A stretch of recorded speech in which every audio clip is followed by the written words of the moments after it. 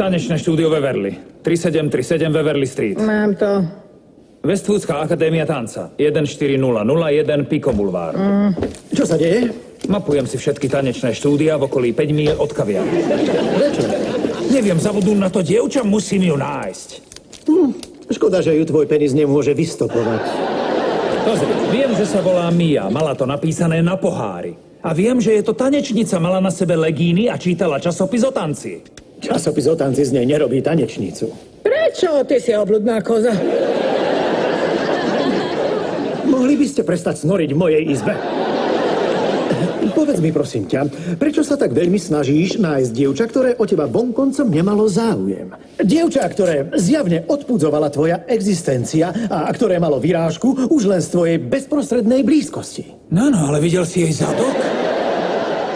Bol ako zrelá broskinka. To je odpoveď, že ti jej zadok pripomína ovocie? Berta, vysvetli mu to. Vieš, veľmi často má broskyňa taký ten zárez, ktorý vizuálne môže pripomínať... Nie, vďaka, pokojne. Ellen, vieš, prečo chcel Sir Edmund Hillary zdolať Everest? Pripomínal mu veľký špicatý melón? To je možné. Ale hlavným dôvodom bolo, že dovtedy to všetci považovali za nemožné. Uniká mi súvislosť. Ak by dievča ako Mia bolo zdolateľné, jej hlava by bola pokrytá vlajčkou. Takže ty hľadáš výzvu. Presne. Nikto sa nefotí s rybou, ktorá mu skočila do lode. Som zmetený, ona je hora alebo ryba? To je jedno. Tak či tak ju zdolá. A ty, prečo ho v tom podporuješ? Prečo? Ja ti poviem prečo.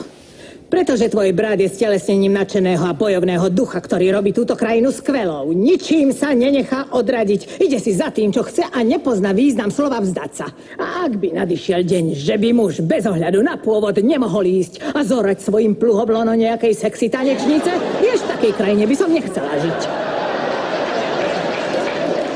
Taká nádherná